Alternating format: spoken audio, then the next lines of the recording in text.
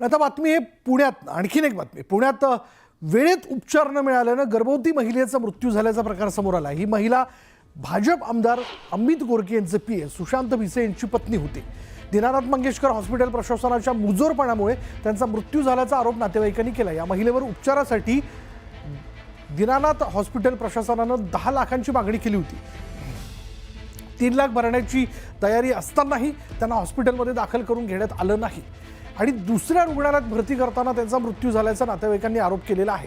जुळ्या मुलांना जन्म दिल्यानंतर तनिषा यांचा मृत्यू झाला। दरम्यान रुग्णालयाने हे आरोप फेटाळले, तर राज्य महिला आयोगानंही या घटनेची दखल घेत महापालिका आयुक्तांना पत्र पाठवत हॉस्पिटलची चौकशी करून अहवाल सादर करण्याचे आणि कारवाईचे आदेश दिलेत। या प्रकरणी आमदार अमित गोरखेंनी पुणे पोलिसात तक्रार दाखल केली आहे। तसंच संबंधित डॉक्टरांना बडतर्फ करण्याची मागणी त्यांनी केली आहे। त्यांच्या तक्रारीनंतर पुणे पोलीस रुग्णालयात चौकशी करतात।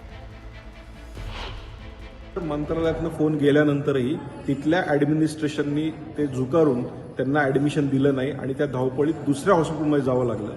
पण त्या दुसऱ्या हॉस्पिटलमध्ये गेल्यानंतर त्या ठिकाणी ट्रीटमेंट मिळाली, त्या ठिकाणी त्यांना 2 जुळ्या मुली झाल्या, पण दुर्दैवी त्या आईचे त्या ठिकाणी मृत्यू झाला। मला हे सांगायचं की दीनानाथ हॉस्पिटल हे खऱ्या अर्थानं गरिबांसाठी आणि ट्रस्ट म्हणून चालवलं जातं, पण अशा प्रकारचा अत्यंत गंभीर गुन्हा ह्या हॉस्पिटलने केलेला आहे आणि अशा अनेक तक्रारी ह्या आलेल्या आहेत। त्यांनी सांगितलेलं जोपर्यंत हे रिलेटिव्ह 10 लाख रुपये भरत नाही तोपर्यंत त्यांचं ॲडमिशन करायचं नाही। आम्ही 2-3 वेळा ॲडमिशन डिपार्टमेंटला गेलो, ते सिनियर बिलिंग डिपार्टमेंटचे होते की मीनाक्षी गोसावी मॅडम, ते बोलले की तुम्ही कोणाकडे जा, केळकर सरांकडे जा, तुम्ही कुठल्या मंत्र्याचा पीए असू दे काही असू दे, आम्हाला त्याशी घेणं देणं नाहीये, आम्हाला सुश्रुत घ्यायचा। सरांनी सांगितलेलं आहे पैसे घेतल्याशिवाय हे करायचं नाही, पेपर करायचं नाही।